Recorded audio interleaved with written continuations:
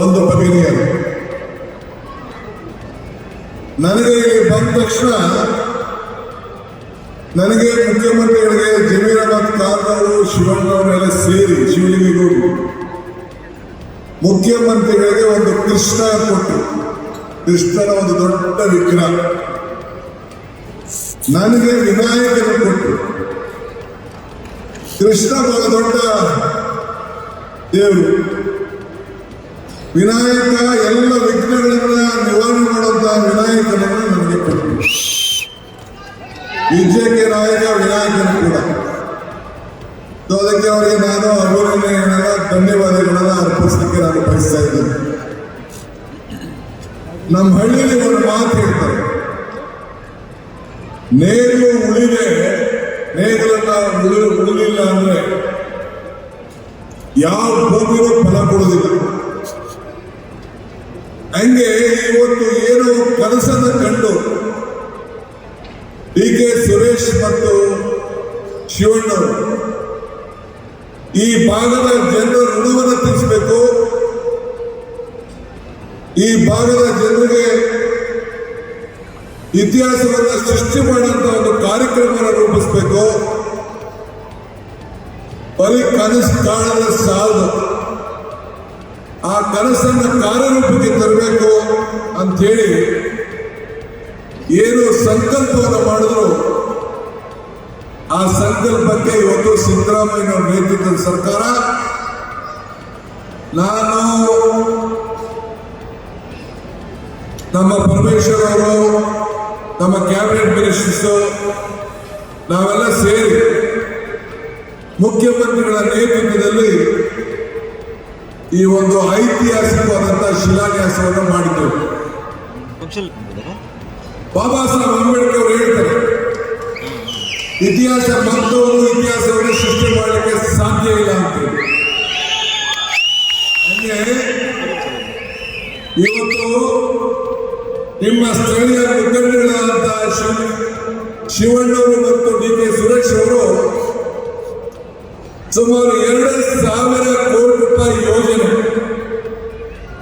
ಮೊದಲನೇ ಯೋಜನೆ 1,000 ಕೋಟಿ ರೂಪಾಯಿ, ಈ ಬೃಹತ್ ಅಂತಾರಾಷ್ಟ್ರೀಯ ಕ್ರೀಡಾ ಗ್ರಾಮವನ್ನ ಇಲ್ಲಿ ಕಟ್ಟಿ ಈ ಭಾಗದ ರೈತರು ಯಾರು ಭೂಮಿಯನ್ನು ಕಳ್ಕೊಂಡಿದ್ರು,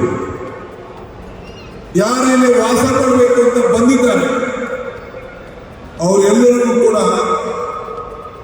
ಬದುಕನ್ನ ಕಟ್ಕೊಂಡು ಅವರ ಆಸ್ತಿ ಮೌಲ್ಯಗಳನ್ನು ಹೆಚ್ಚಲಿಕ್ಕೆ ಮತ್ತು ಎಲ್ಲ ಕ್ರೀಡಾಭಿಮಾನಿಗಳಿಗೆ, ಕ್ರೀಡಾಪಟುಗಳಿಗೆ ಒಂದು ಉತ್ತಮವಾದಂತಹ ಬದುಕನ್ನು ಕಟ್ಕೊಳ್ಳಿಕ್ಕೆ ರೂಪವನ್ನು ಮಾಡಿಕೊಂಡಿದ್ದಾರೆ. ಮರಕ್ಕೆ ಬೇರೆಷ್ಟು ಮುಖ್ಯನೋ ಮನುಷ್ಯನಿಗೆ ನಂಬಿಕೆ ಕೂಡ ಅಷ್ಟೇ ಮುಖ್ಯ ಅಂತ ನಾನು ಹೇಳ್ತಾ ಇರ್ತೇನೆ. ಹಂಗೆ ತಾನು ಆಡಿದಂತ ಇಟ್ಟಂತ ಛಲ, ಇದು ನಾವು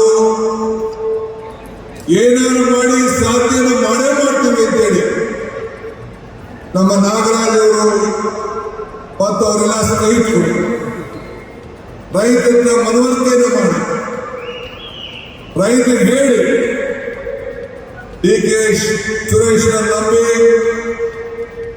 ಶಿವಣ್ಣನ ನಂಬಿ, ಕಾಂಗ್ರೆಸ್ ಸರ್ಕಾರ ನಂಬಿ ನಿಮ್ಮ ಭವಿಷ್ಯವನ್ನು ಹಾಳು ಮಾಡುವುದಿಲ್ಲ ಅಂಥೇಳಿ ನಿಮ್ಮನ್ನ ಜಮೀನ್ದಾರರಿಗೆ ಮನವಿಯನ್ನು ಮಾಡಿ ಇವತ್ತು ಈ ಒಂದು ಇತಿಹಾಸ ಪುಟ ಪ್ರಾರಂಭ ಆಗಿದೆ.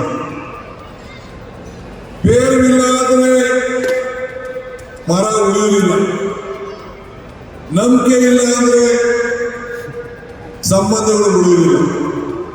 ಹಂಗೆ ಯಾರು ಜಮೀನನ್ನ ಕಳ್ಕೊಂಡಿದ್ದಾರೆ ಅವ್ರಿಗೂ ಸಂಬಂಧ ಇರಬೇಕು, ಇಲ್ಲಿ ಅಭಿವೃದ್ಧಿನೇ ಆಗಬೇಕು, ತಾನೂ ಬದುಕಬೇಕು ಅಂತ ತೀರ್ಮಾನ ಇವತ್ತು ನಮ್ಮ ಸರ್ಕಾರ ಇವತ್ತು ಮಾಡಿದೆ. ನಾಳೆ ಏನು ಅನ್ನೋದು ನಮ್ಗೆ ಯಾರಿಗೂ ಗೊತ್ತಿಲ್ಲ. ನಾಳೆ ನಿನ್ನೆ ಏನಾಯ್ತು ಅನ್ನೋದು ಚರ್ಚೆ ಮಾಡೋದ್ರಲ್ಲಿ ಅವಶ್ಯಕತೆ ಇಲ್ಲ. ಇವತ್ತು ಏನಿದೆ ನಮ್ಮ ಕೈಯಲ್ಲಿ ಇರೋದನ್ನ ಚೆನ್ನಾಗಿ ನಾವು ಬಳಸ್ಕೊಳ್ಬೇಕು. ಅದಕ್ಕೆ ಸಿದ್ದರಾಮಯ್ಯ ನೇತೃತ್ವದ ಸರ್ಕಾರ ನಾವೆಲ್ಲ ಸೇರ್ಕೊಂಡು ಬೆಂಗಳೂರು ನಗರಕ್ಕೆ ಒಂದು ಹೊಸ ಕೊಡುಗೆಯನ್ನು ಕೊಡಬೇಕು. ಬೆಂಗಳೂರಿನಲ್ಲಿ ಟ್ರಾಫಿಕ್ ದಟ್ಟಣೆಯನ್ನು ಕಡಿಮೆ ಮಾಡಬೇಕು.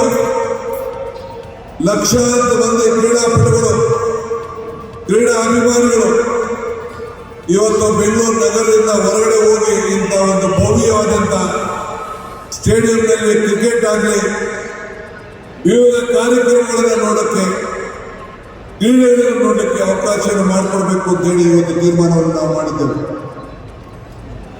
ದಾರಿ ಈ ಕಡೆ ನಡೆಯಬೇಕು.